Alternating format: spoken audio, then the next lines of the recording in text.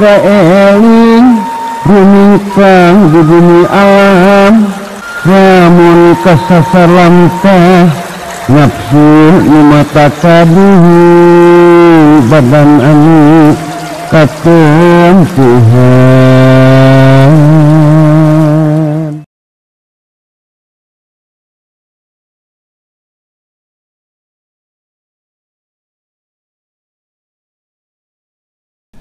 Setiap manusia nu hirup di alam dunia boga pengalaman anak masing-masing anu berbeda-beda dina segi wujud pengalaman anak.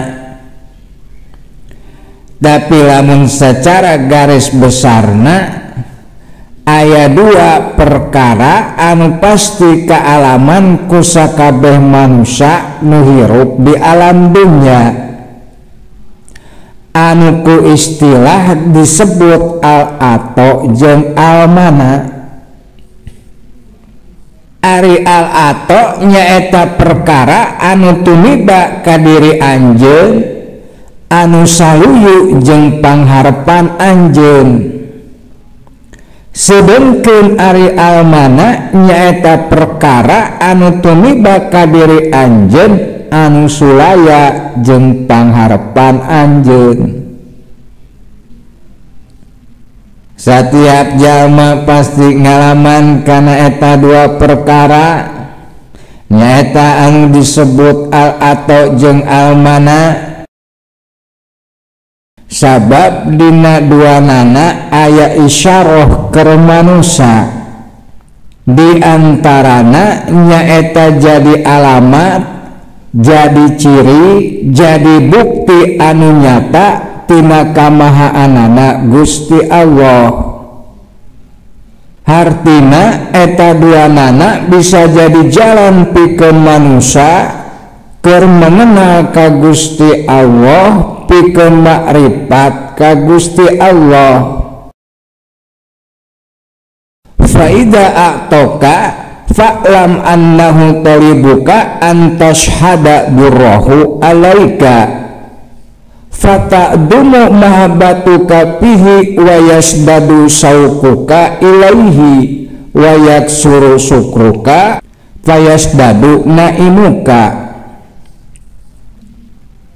Jadi umpama Gusti Allah subhanahu wa ta'ala maparinan ka diri anjeun ku perkara anu saluyu jeung pangharepan anjeun, mangka kanyahokeun ku diri anjeun yen saestuna dina eta perkara aya tuntutan ka diri anjeun. Di antarana nyaeta anjeun dituntut pikeun nyaksi kana kamaha bageuranana, nyaeta kana kamaha bageuranna Gusti Allah subhanahu wa ta'ala.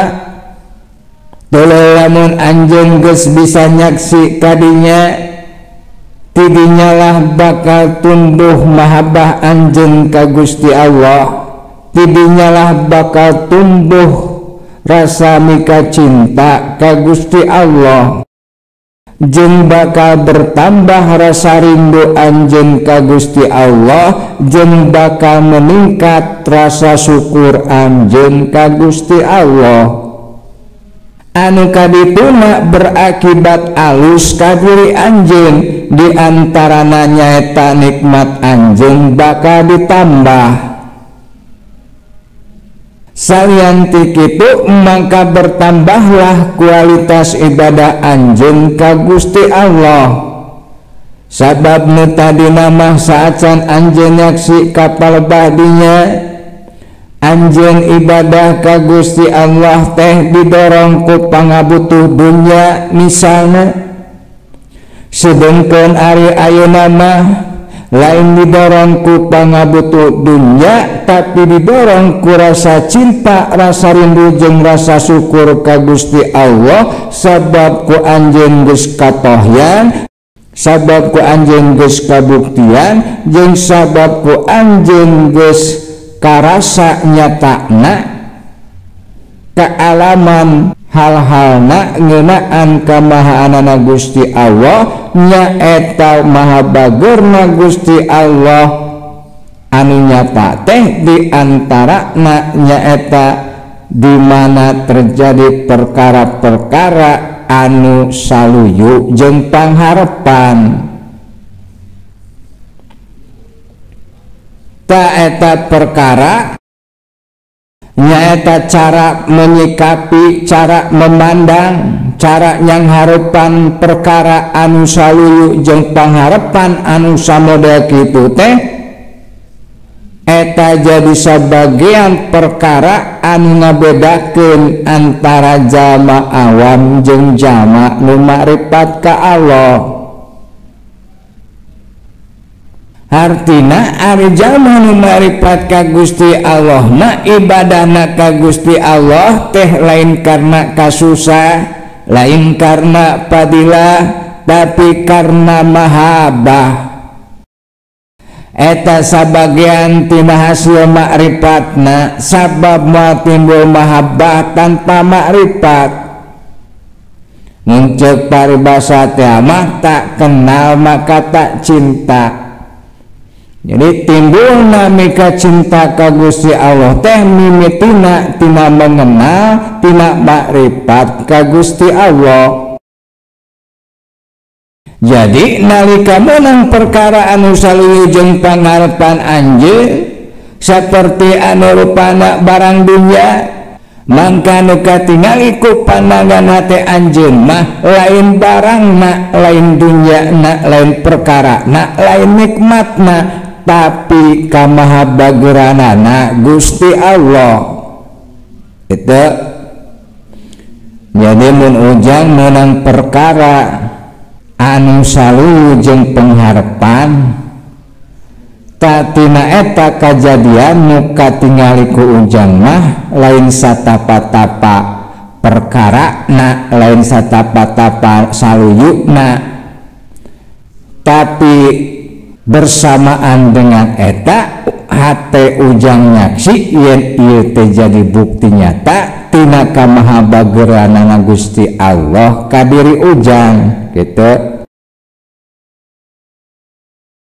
Fa idza mana'aka fa'lam annahu talibuka an tashhada qahrahu alaika fatakhafu minhu wa tahda'u tahta qahrihi padamat ibadatuka wajada ta'atuka lahu fakasyura sawabuka wa qalat junubuka. Sabaikna ti eta umpama tumiba ka diri anjeun perkara anu sulaya jeung pangharepan anjeun, mangka kanyahokeun ku diri anjeun yen saestuna dina eta perkara oge aya tuntutan ka diri anjeun.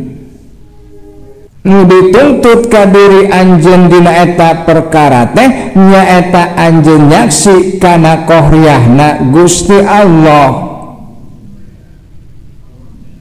Hartina hate anjeun mandang eta perkara sebagai bukti anu nyata tina qoharna Gusti Allah, nyaeta anu kagungan kehendak anu kehendakna maha mengalahkan, maha memaksa, anu teu bisa ditolak ku makhlukna, anu teu bisa dielehkeun ku rongkahna usaha, ku bedasna doa, ku kuatna kahayang jeung pangharepan anjeun.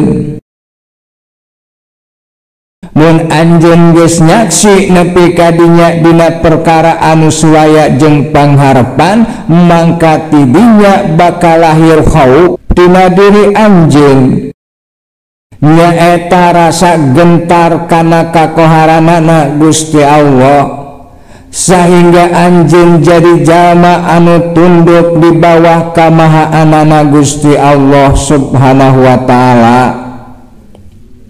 Bukti tundukna anjeun ka Gusti Allah diantarana nyaeta bertambah taatna, bertambah ibadahna ka Gusti Allah.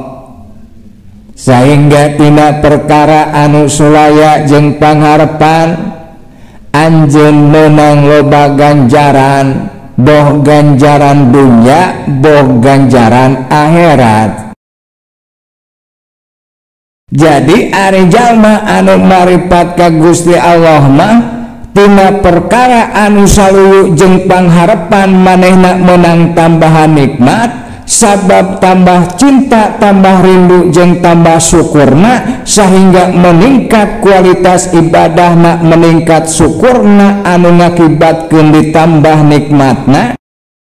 Jeung tina perkara anu sulaya jeung pangharepan manehna menang tambahan ganjaran, sabab tambah haupna, tambah taatna, tambah ibadahna.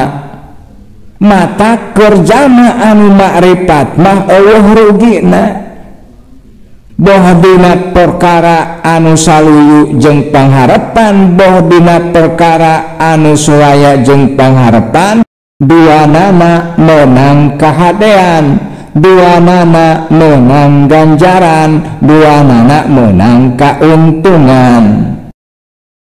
Beda jeung jalma anu teu makrifat ka Gusti Allah. Ari jalma nu teu makrifat ka Gusti Allah mah di mana tumiba perkara nu saluyu jeung pangharepan, nu timbul dina pandanganana teh perkarana, nu timbul dina pandanganana teh barangna, sehingga kadituna kagumna teh kagum kana barangna lain ka Gusti Allah, atawa mandangna teh mandang ka dirina lain mandang ka Gusti Allah, sehingga kadituna nu dipujina teh lain Gusti Allah tapi dirina sorangan. Hebatnya aing bisa berhasil, saha heula atuh aing teh pikiraneun heueuh. Ya kitu deui di mana tumiba perkara anu sulaya jeung pangharepan mandangna teh kana perkarana, kana sulayana, sehingga kadituna nu timbulna teh rasa kecewa. Tina rasa kecewa tuluy nyalahkeun ka batur, nyalahkeun kana kaayaan, nyalahkeun kana perubahan zaman. Tina kecewa tuluy timbul ka sieun, sieunna teh nyaeta sieun ka makhluk saperti sieun ka manusia, sieun kana kaayaan, sieun kana perubahan. Tah kusabab kitu mangka urang salaku jalma-jalma anu mengenal Gusti Allah secara ilmu sing inget di mana terjadi ka diri anjeun perkara anu saluyu jeung pangharepan anjeun eta ngandung harti Gusti Allah teh keur nembongkeun ka diri anjeun ka maha baguranana, ka maha murahanana, ka maha ulas asihanana. Talamun anjeun geus ebreh nepi ka dinya dina perkara anu saluyu jeung pangharepan, mangka anjeun bakal jadi jalma anu hatena kebergantunganana ka Gusti Allah, lain kana ilmu, lain kana akal, lain kana amal, lain kana materi, lain kana makhluk. Kadituna teh anjeun bakal bebas tina pangaruh makhluk, tina gambaran makhluk. Artina anjeun bakal jadi jalma anu bagja hatena, henteu kecewa, henteu sieun, henteu sedih, henteu galau, henteu kahalangan ku gambaran-gambaran makhluk.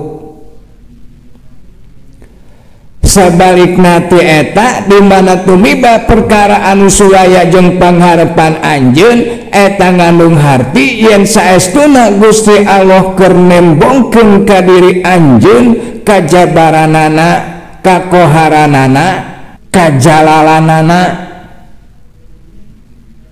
Dalamun anjeun geus ebreh nepi ka dinya dina perkara anu sulaya jeung pangharepan anjeun, mangka gentarlah hate anjeun, gentarna lain ka manusia, lain ka peristiwa, lain ka perubahan zaman, tapi kana kakoharanana, kana kajabaranana, kana kajalalanana pangeran nyaeta ka Gusti Allah subhanahu wa ta'ala. sehingga kadituna anjeun bakal jadi jalma anu bertambah tundukna, bertambah patuhna ka Gusti Allah. Talamun saperti kitu kaayaan anjeun, bala jaroman annallahi wa azimuka wa yukrimuka wa yahtajuk, mangka Gusti Allah baris naikun anjeun kana darajat keagungan, kana darajat kamulyaan, jeung anjeun bakal diurus ku kawususan rahmatna Gusti Allah. Etalah sabagean tina balesan ti Gusti Allah ka jalma-jalma anu makrifat ka Gusti Allah, anu makrifatna terbukti di antarana terbukti dina dua perkara, nyaeta nalika nyang harupan al-atno jeung nalika nyang harupan al-mana. Fa innallaha yunajjil abdahu ala qadri manjilatihi minhu, sabab saestuna ari Gusti Allah Subhanahu wa taala nempatkeun ka hambana teh nyaeta sesuai jeung kadar hatena eta hamba ka Gusti Allah. Hartina sahajama nu ngagungkeun ka Gusti Allah, mangka Gusti Allah bakal males ka eta jalma ku kaagunganana.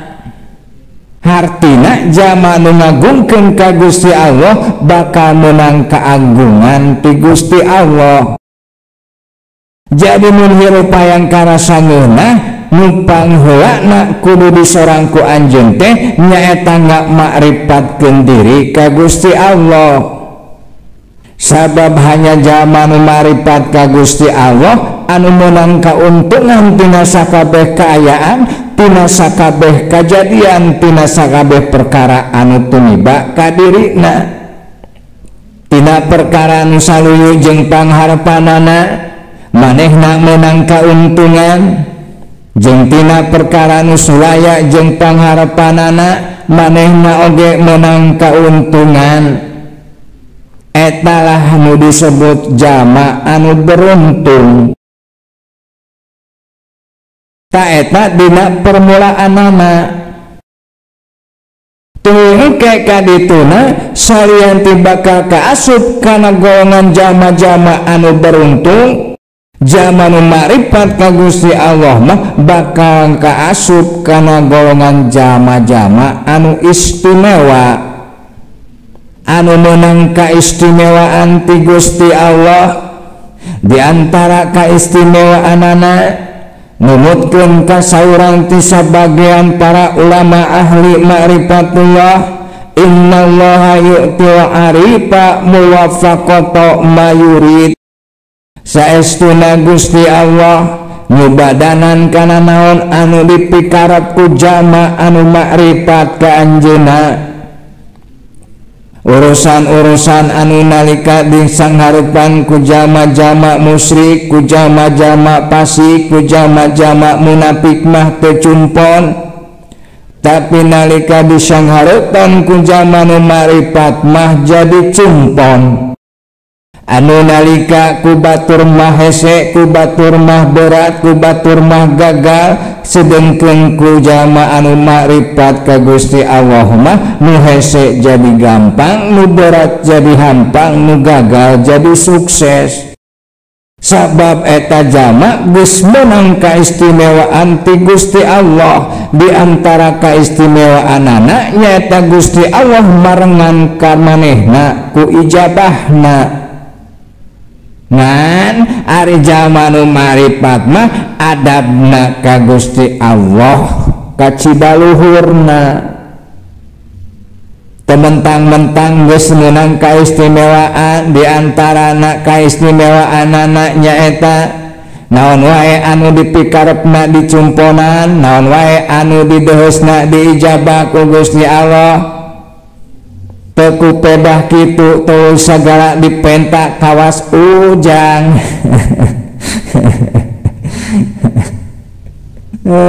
Kawas ujang makrifat henteu salat pas-pasan zikir tara pamenta we muruduh. Tapi teu naon ge tanjang keur ujang mah kitu ge alus atuh. daripada minta tulung ka tukang sihir, ka tukang rentenir, ka tukang dukun, ka tukang dedemit, ka jurig, ka makhluk gitu. Leuwih alus nu pitulung ka Gusti Allah. Jadi sok sanajan can buleud dina makrifantna gitu. Jadi mun aya persoalan tuluy ujang minta tulung ka Gusti Allah, eta teh langkah yang sudah tepat yang daripada ente minta tulung ka dukun. Enda ujang mah dimaklumi atuh sabab naon? Sabab ari ujang mah pan diajar ilmu makrifat nengage karek kamari, heueuh sarua jeung urang. Diajar nage karek ayeuna gitu. Da mudah-mudahan we atuh jang ke kadituna kaharupna sautik demi sautik pelajaran ilmu makrifat teh ku urang bisa diamalkeun, ku urang bisa diwujudkeun dina kenyataan hirup urang sapopoe. Heueuh napi ka jadi kenyataan hirup makrifat hatena, makrifat lisana, makrifat amalna, sehingga pada akhirna urang sararea ayeuna keur pada diajar. Mudah-mudahan bifadlillah wa birahmatihi urang sadaya kasup kana golongan jalma-jalma anu beruntung anu istimewa mungguh Allah.